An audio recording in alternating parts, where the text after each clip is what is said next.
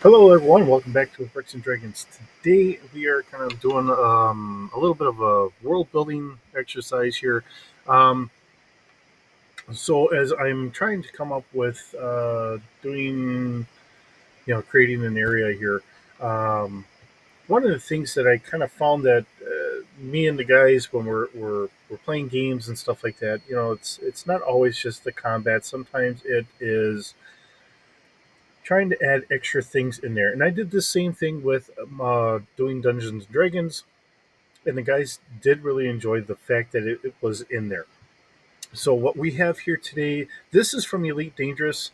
Um, Seeing that we're talking about space bodies and different planets and space stations and everything else, one of the things I did really like about the game was that you could be for lack of a better way of saying it, an intergalactic truck driver.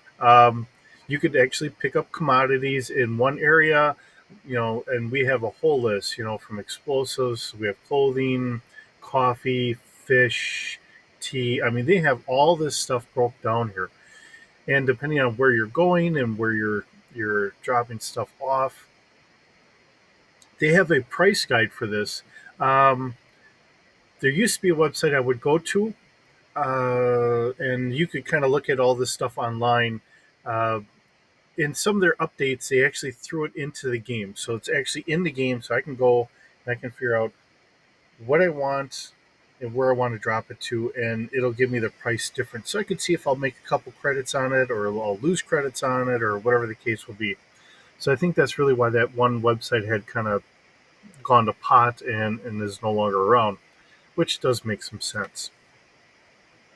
But beyond that, um, if you do have Elite Dangerous, which I'm not saying go out and buy the game, um, even if you were just to take this, okay, so you go and you look for commodities and you just get this whole big supply list, okay? Not every space station or every planet has got all of this stuff, but it does have a listing of what it'll buy it for. So maybe you have a place that's heavy for droids and they're looking for a lot of robotics technology. Um, Maybe you're in a place that robots are not very common here, so they don't really need much because they're using more human labor or actual physical labor, not robotic labor. So it may not be something you want here. Um, and then they have things in here that to me is just funny. You have like bio waste. Let's see. I want to see. There was something else that I think there was actual. There was another waste or something in here that I thought was really funny, but obviously it made money. And unfortunately, here is the part that a lot of people don't really care for. I do have a tendency to throw these into games because I have a great group of friends that they're great adventure hooks to go and save these people. Um, so for me, I don't have a problem with it. There's a lot of people that will, and I have full respect for that. I understand that. Um, but being a dark part of the world's history, what is it going to be in the rest of the universe when it's out there? Um, it's an unfortunate part of life. Um, but then we get to other things. We have uranium, titanium. Um, yeah, you can if you can pronounce this one, um, tantalum, palladium, platinum, all that stuff, gold, copper, all those metals. Um, so just being a shorter video here today, uh, what I might want to do is I might want to say, here is a list.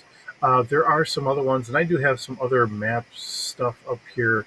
Um, here's trying to get common commodities. This one I didn't have a very good um, price for. Um, let's just click on this and see what they'll tell us here. I don't know what the average cost is. Here, galactic average, it looks like it's 512 credits per ton. Okay. Um, so if you think about it in that regard, then you can say, do you want to go up a little bit, down a little bit, wherever you want to go? You know, use whatever you want to use out of the system and add it into your own creation. So even if we were doing this in Star Trek, okay, in Deep Space Nine, we had Cassidy Yates. Now, she's going through and she's transporting goods, and obviously, I don't think that she's really doing explosives here. We could go down here for tea or grain or fruits and vegetables. Oh, I don't, no idea. Okay. Um, Everyone makes their money off of ads. Um, maybe it's coffee. So maybe what I could do is I could open this in another tab. We can load this up, and we have coffee here. So coffee goes for, ay, ay, ay, ads, ads, ads. Okay. Looks like 1,499 because they can't get the coffee plant to go wherever. So it's fairly expensive per ton, and you sell it somewhere else. Are they going to want coffee? Not want coffee? Are they manufacturing coffee? You know, I don't know. Um, Consumed all except agricultural. So if you have another place that's doing agriculture, they're not going to want coffee. So it is kind of nice to sit here and say, you could even make cards of this stuff or whatever. Um, so you could just keep a little flip card with your different things on there if you wanted. It depends on how in depth you want to get. If you just want to do a quick flow chart and say it's worth more here, not worth more here. Um, if you have mining outposts out in a rim world somewhere, they can't really grow anything. Coffee, I'm sure, is going to be worth a lot. In the game, I know beer and wine and um hard liquor, I think it was listed as that, was worth quite a bit. Um, let's see, we have coffee, tea. Here, beer, liquor, tobacco, wine. So once you got to going to like mining outposts, these guys they're mining all day. They wanted to be able to kick back, so these things were worth quite a bit of money. Um, One of the other things about the Elite Dangerous was I could play this game and there's times where you're just kind of waiting to get to a planet. Um, in some regards, it's probably not all that far from the truth. I mean, you think about Star Trek, where you know we write this stuff. Okay, it's all science fiction.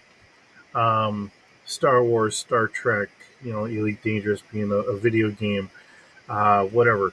There are times where it just takes time to physically get to a planet. Nothing is instantaneous, um, like we write it out to be. Um, it's amazing where, and it happens in the movies. Kirk is they're supposed to be like 5 minutes from a planet, and then he drops from warp whatever down to impulse. Well, unfortunately, now you've just lengthened the amount of time, but they still get there in the next 25 seconds in the movie. Um, and stuff that's supposed to take time, we condense it down. Star Trek, a runabout went from Deep Space Nine to I think Earth or whatever in about a week, and yet in other episodes it'll take months. So you know when we do this stuff, we take the liberty of time and the actual travel, and we mess with it because it has to fit the storyline. And I always get that. It's a little easier in role playing games because I mean we can just kind of say, all right, well, 2 weeks have now passed, and here we are. Um, so in that regards, yeah, it works pretty good. And that doesn't matter if it's Star Trek, Star Wars, Elite Dangerous. Uh, you could probably do it for Starfinder. Anything else? It's just some of those things of we can always talk over that. week it takes, the day it takes, the 2 hours it takes, the whatever it is. So, but here we are, we have commodities. And because I know Elite Dangerous had done a really good job, they do have a role playing game. So if anyone is interested in this as a role playing game, it is out there. I do have a copy of it. Um, I don't remember off the top of my head because I got it because of like all the commodities, and I wanted to try and you know like so many things. I really like the D6 system because it's something that's nice and easy. I can get the guys into, and I can modify it for one thing or another. It works out very well, um, and I can easily go back and forth between one thing or another thing. Um, and I'm going to bring this up here. RPG Gamer, great resource for me. Um, and I'm throwing this out here. Nobody pays me for any of this stuff. This is this is something I enjoy. Okay, so I'm just throwing it out here. Um, they have a nice list of all the Star Wars stuff, um, canon stuff, and all that. So if I want to do ships, and they do have a little spot here. Oh boy, they got more ads in here too. Okay, so I can go to owner, and they do actually have a little bit of Star Trek. Really, it was the original or the Enterprise era. So they just had the NX class. Oh my goodness! All right, so they came up with stats for the NX class for the D6 version of Star Wars. Um, so we have shuttle pods and all that. And this is where when I did the video the other day, I was taking that same idea and I was creating um, all the other ships. So we have the Constitution class, the Galaxy class, um, Miranda class, Oberth, all of those in the D6. Um, and when I world build, because I've been doing more of the D6, even though I roll horrible when I'm actually doing it, I can go back and forth and I can create this stuff. So we're gonna, we'll go through and we will start trying to create stuff, and we will, make things as they are. Um, I'm gonna hodgepodge a world or a universe together. This is what we're going to start working on. Where we're going to try and start going on this. Shorter video today. This is where we're going to go. Now, like I said, commodities is a starting point for me. So what I might do is I might just try and go all the way down here. Whoop, too far. And if I can get up here just a little bit more. There we go. All right. I guess I'm taking all of this. I can copy this. All right, I'll copy these and I'll put these into a spreadsheet or whatever. Okay. Um, and then I will start trying to figure out, prices. I can go one by one into it, or because I do have Elite Dangerous, I've got it on my computer. I picked up a copy for that. So if I'm downstairs on my computer, or if I'm upstairs on, I do have an Xbox, so I can throw it in on the Xbox, and I could actually kind of fill in different areas. Now, the whole thing is in Elite Dangerous, if you actually play the game, it's always going up and down.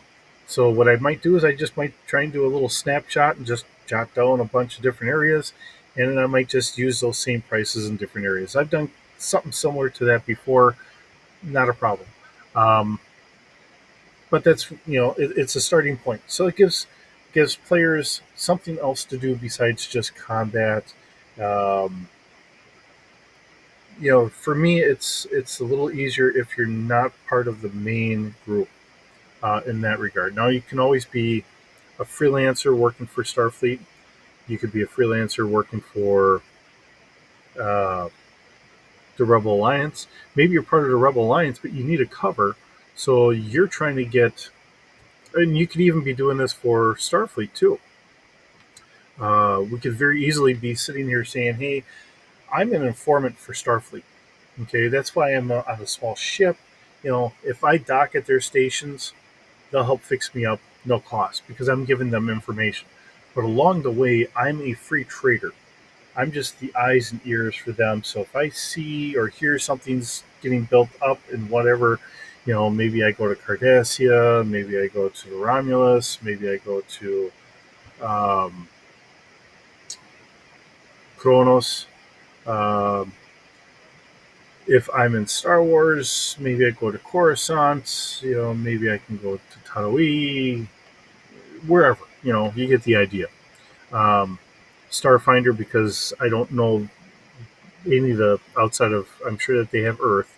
Outside of that, wherever they have whatever worlds you're creating, you can always throw this in here.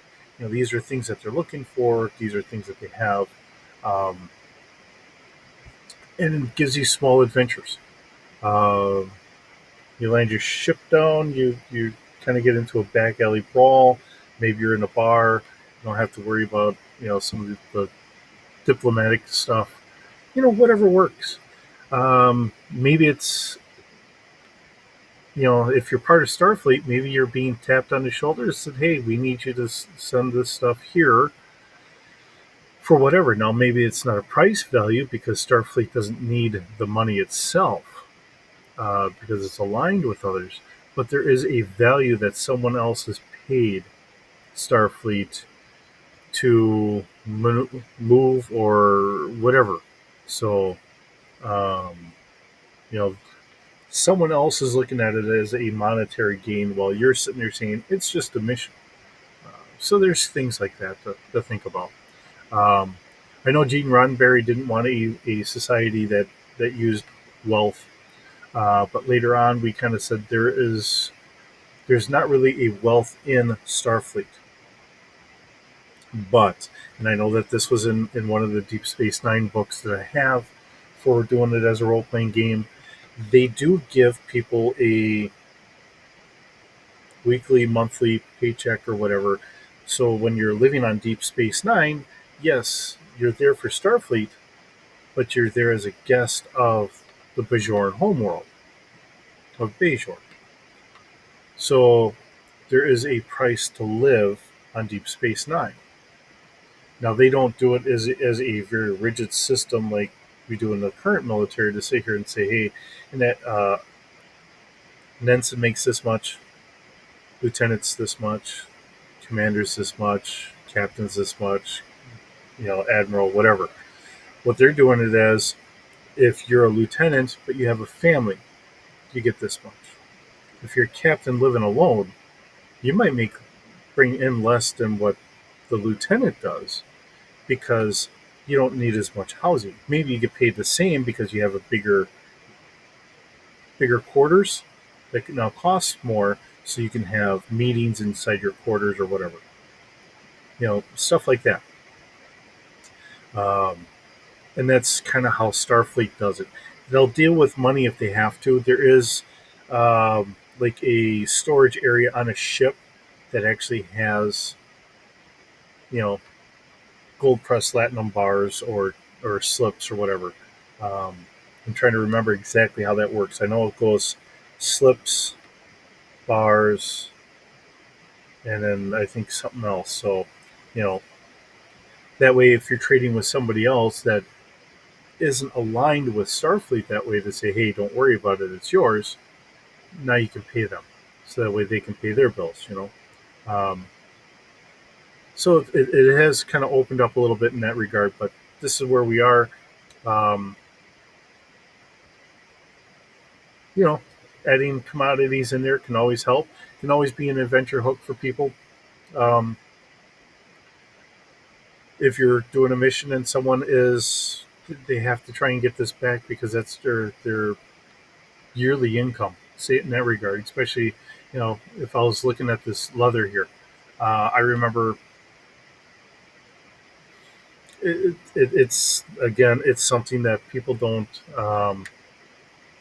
do so much here, but when fur and leather used to be a big thing in that, I remember someone saying that they would uh, they would harvest all the furs off of whatever it was that they had a farm for, and they would ride into town. And oddly enough, people are still alive today to say that there was a person with with a loaded shotgun in every corner of the vehicle. That was their family's yearly wage that they were going into town with, sitting in the back of that truck. It was all those fur pelts. It was their family's yearly wage, and then they had to balance that out for the whole year.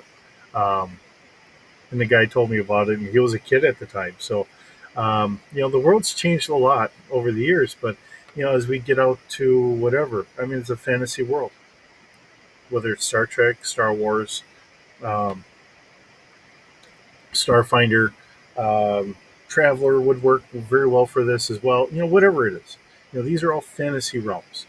Um, so there's always a demand or demand for stuff, and then people that are harvesting it trying to sell it. So whatever it happens to be, but here's the starting idea.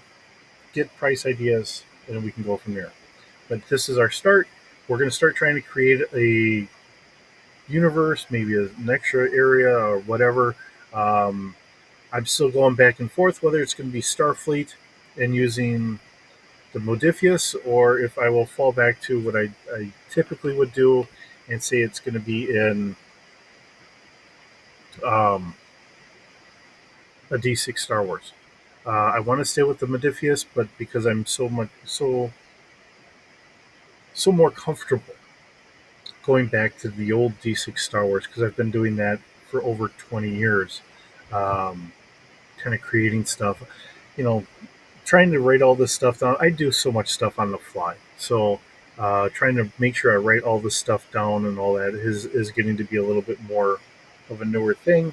But there again, I guess in a way, I'll say that I'm leaving this for the next generation here. Putting it all up on YouTube and all that, that's going to be here for whoever else sees it. And hopefully, I give you guys some ideas to spark your imagination for something else. So, with that being said, thanks for visiting. Hope you have a wonderful day. We'll see you in the next video.